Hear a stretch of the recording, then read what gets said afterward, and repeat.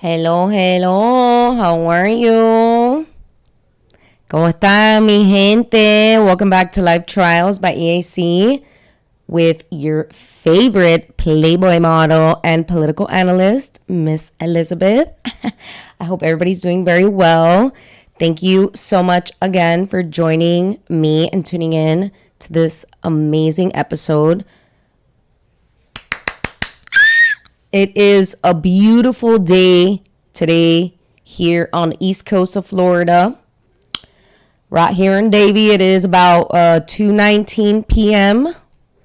If you would like to support this podcast, please visit elizabethcharney.com and subscribe to all the platforms hosting this podcast. And most importantly, I need you guys to go to my YouTube channel and please subscribe, because that's where I'm going to be posting majority of the podcast content from now on moving forward. It seems that there is more of, I guess people seem to be more inclined to receiving both the audio and video feed from my podcast. So definitely keep out right there on YouTube. All right. So without further ado, today's episode, I wanted to bring to you guys the daily debacle of today's political news. And today we'll be elaborating on what's been going on in Cuba for about 62 years and has unfortunately been imploding over the last few months, where we saw about, 2 weeks ago, the biggest protest the island has seen in years and has yet to see since the inception of the Castro dictatorship of a regime, right? So a lot of people don't know a lot about Cuba and don't know a lot about me. Pero I am Cuban American. I am obviously American first because I was born here in the United States. But my heart, my soul, and who I am as a person is from the country and island of Cuba. If you know me, that's who I am. Okay? I grew up with my grandparents and my mother, my parents, obviously, but more in the sense of my mother's side of the family. They had more of an influence, better to say that than what I just said. I'm sorry, Mom. My parents did raise me and my sister and shit, but definitely if you understand the Cuban culture, the grandparents are in charge of the entire family. So I guess that's where I was trying to go with that. So about, as I had mentioned, there hasn't been a lot of protests since the inception of this horrific regime. And unfortunately, Cuba has been under communism for decades now, and it has destroyed the entire country to its core.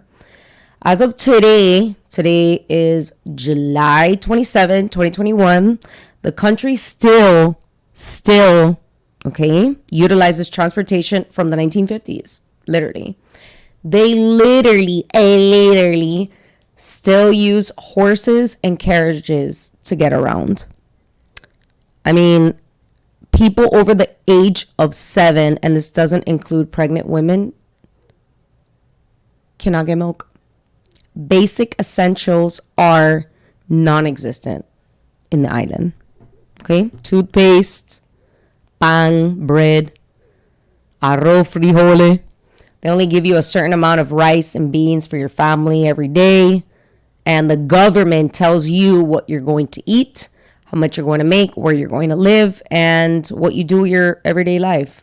I mean, it is mind-blowing to me personally how those that have been promoting this Marxist, communistic political agenda in this country have been fairly silent as to what is going on over there in Cuba. And I find how, more specifically, it's very funny how you have Bernie Sanders, the biggest propagandist for communism and Marxism, and has been an ally of the Cuban regime, has been awkwardly silent on this big issue here. And do you guys want to know why? Because he believes that America should reflect what is exactly happening in Cuba as of today. That's like the entire Democratic Party nowadays. They really believe that the country should look like Cuba. Rich people should just flee the country and just and make sure that they leave their money behind too, and their wealth and everything. And so then the government can just distribute that wealth, and then everything is going to be great here. And then we're just going to end up looking like Cuba and shit. And yeah, I mean, obviously it's very delusional, but that's where the Democratic Party is nowadays. And then what's even more, I think, insane is that you have some within the Democratic Party literally blaming Donald Trump. Mind you, he's no longer the president of this country. And they're also blaming the embargo. Like when Black Lives Matter issued their moronic and their illogical press release statement about what's going on in Cuba, literally blaming the embargo and that the government itself is doing what they can to help the Cuban people. I'm obviously paraphrasing. It's just preposterous. I mean, it's just crazy claims to be making, right? And they are just another, faction of the Democratic Party that believes that,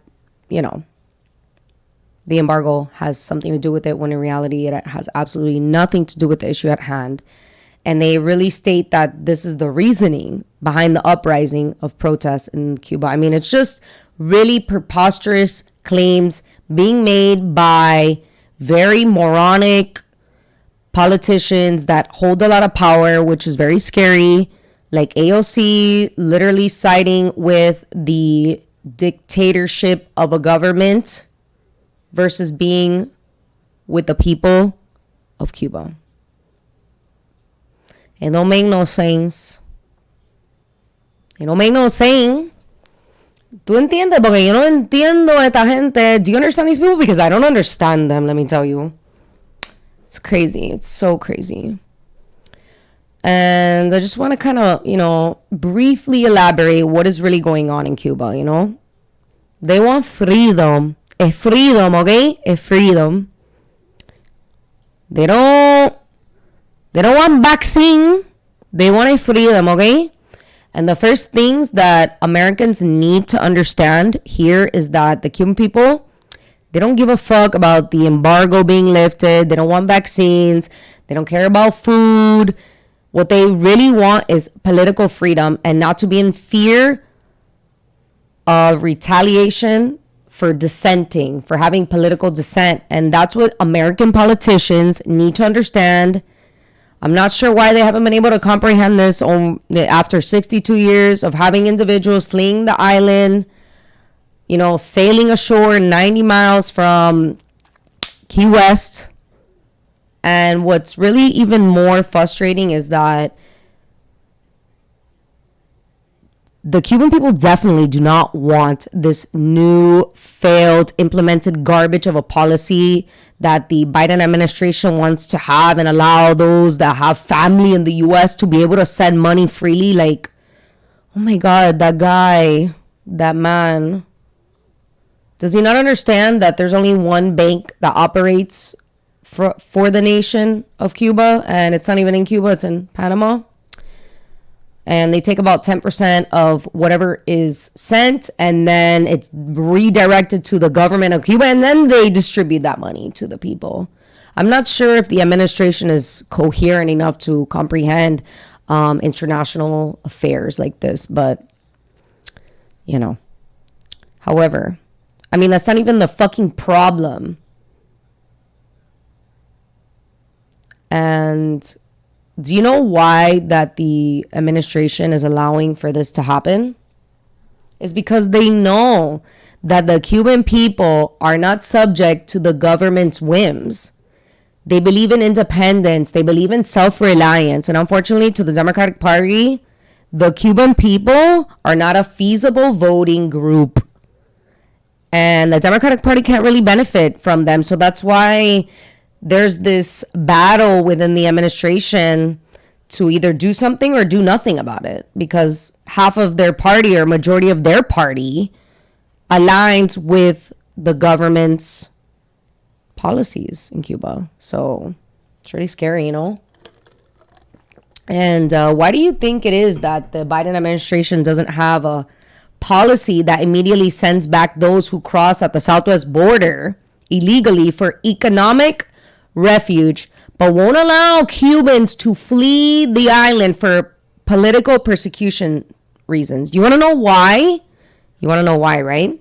As I previously mentioned, right now, the Cuban people are not considered a viable voting group for the Democratic Party, and they see those who cross at the southwest border as a more viable demographic to depend on because they're fleeing for economic reasons and know that the Cuban culture is more conservative. I mean, it's just really crazy, and it blows my mind as a Cuban American that the island itself has not evolved nor has even become a more industrialized nation.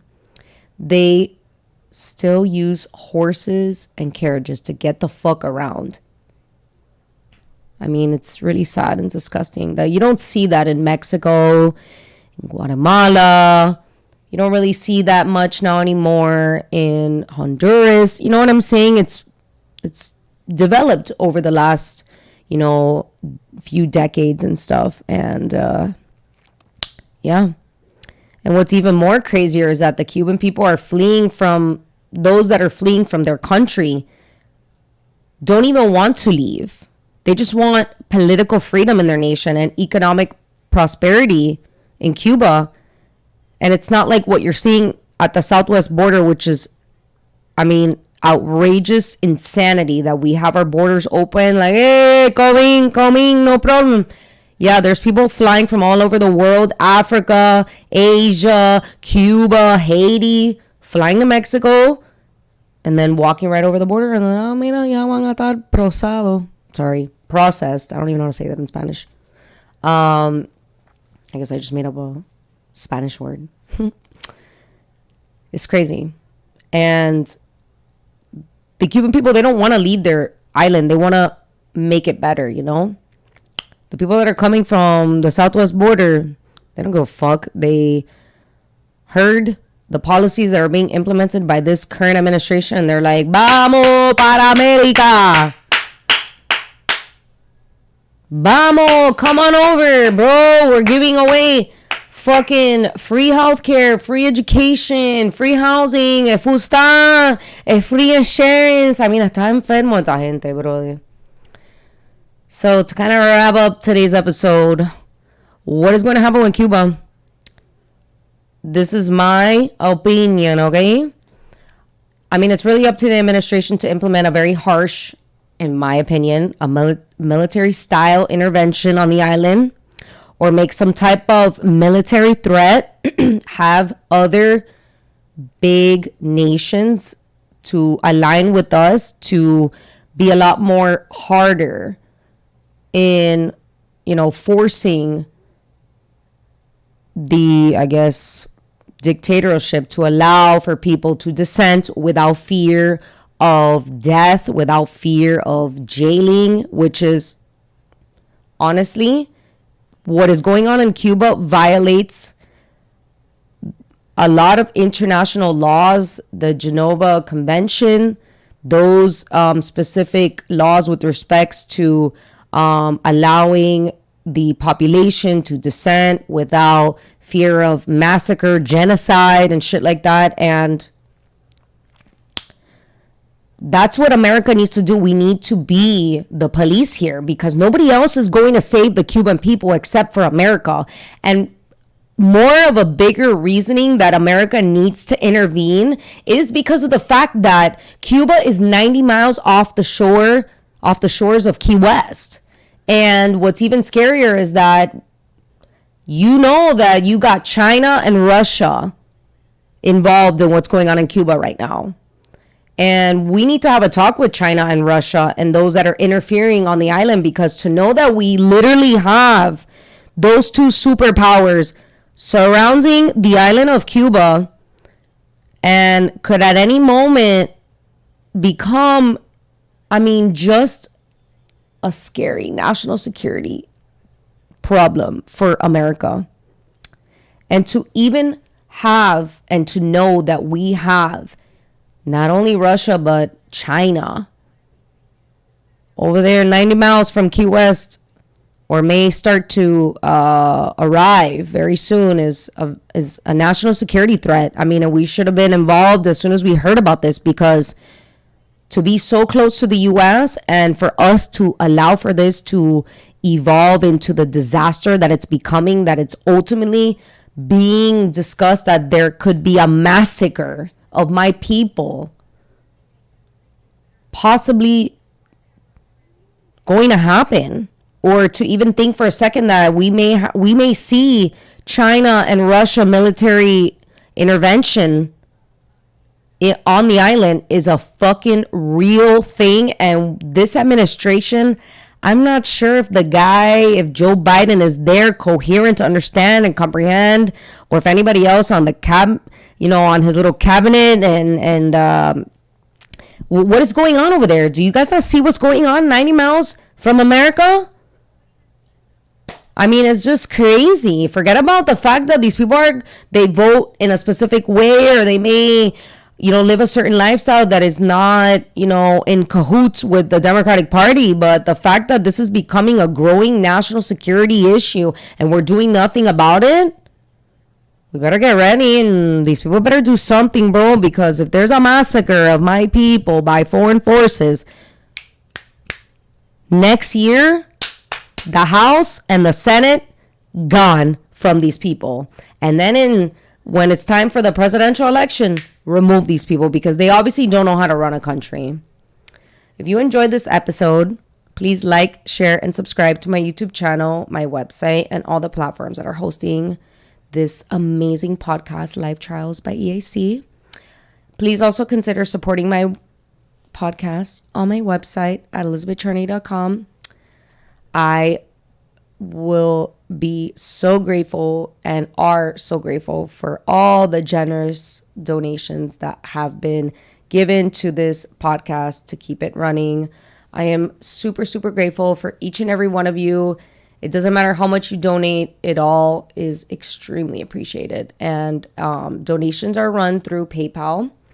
All you got to do is just click where it says my wish list, and that's where you can donate. So thank you so much again for tuning in to Life Trials by EAC with yours truly. Please keep the Cuban people in your prayers and in your heart, and someone needs to save Cuba. Love you guys. Peace.